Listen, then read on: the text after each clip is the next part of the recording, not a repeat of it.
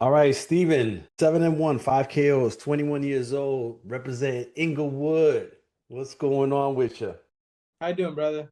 Good, good, good. All right, listen, before we get started with anything else, um, for the people that aren't like intimately hardcore into boxing, they want to know who is Steven Navarro. So give us a little bit about yourself. Who is Steven Navarro? Steven Navarro is a kid who is grown up in the streets of LA. Um, Boxing saved my life. It's something that I've been dedicating since I was 11 years old. Um, it's an art, and I'm just a fighter who's constantly growing and adjusting. Having boxing not just um, as a sport, but a way of living constantly. Yeah, that's Steven Navarro. Okay, all right. And then what are some of the things that people may not know about you that you wouldn't mind sharing? Because we see the social media stuff, a lot of boxing stuff in there, but Mhm. outside of the boxing, outside of the sport, you personally, what are some of the things that they may not know about you that you'd want them to know?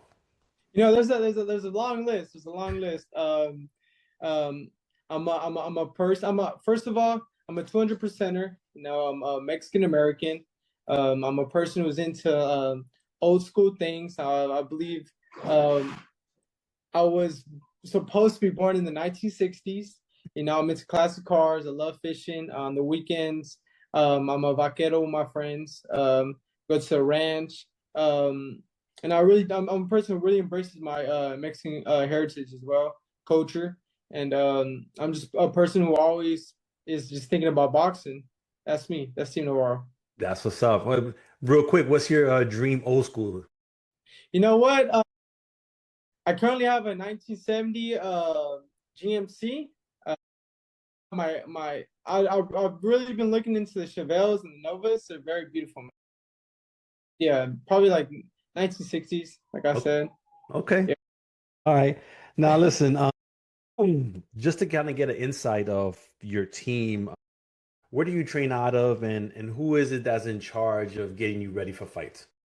Okay. Well, I train out of Wildcard Boxing. My father's my head coach, Steven Navarro. I have two trainers who help my father out. That's Marvin Samodio, and now added is Shadid Saluki, which is a fighter, a very old school fighter. Has a lot of experience in the sport. But my father is my head coach, and he's my backbone. He's a person who is constantly reminding me on things that need adjustments that need to be made, and he's just paving the way with me and my other coaches. We have a strength and conditioning team. It's London and Jen Paluchki. We have a real strong foundation, a team of ironing, sharpening iron. We always say that if you can meet the standard, you got to beat it, and that's the motto that we all constantly put in.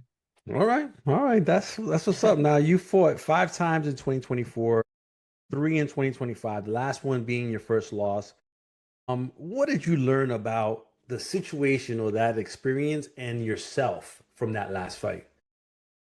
You know what? There's 3 rounds to judge off of every fight. You know what? We always go back to the drawing board and see what changes we can make.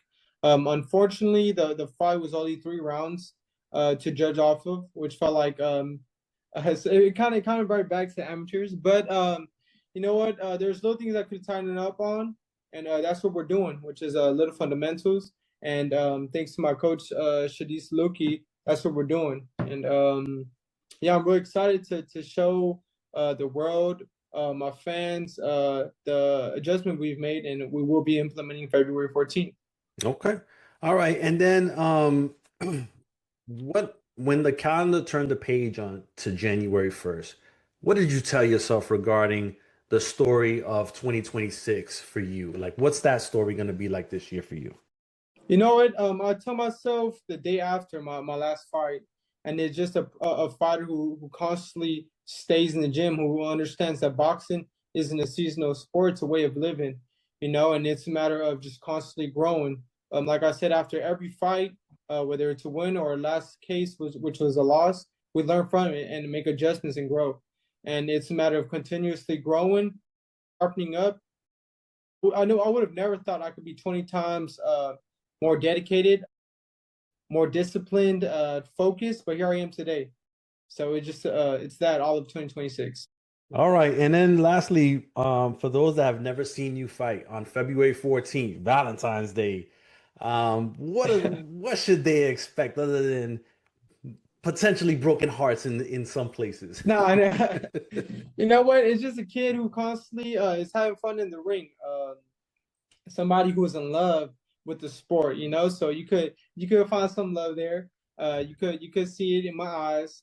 But yeah, just a fighter who constantly is devoting his time, energy, and everything into the sport. You know, it's an art to me, and I'm constantly just devoting my time into it. You know, affection, everything is love, baby. All right, Steven. Listen, thank you for your time. I appreciate it. And wish you the best of luck on the 14th. That's our thing, bro. Thank you All for right. having me.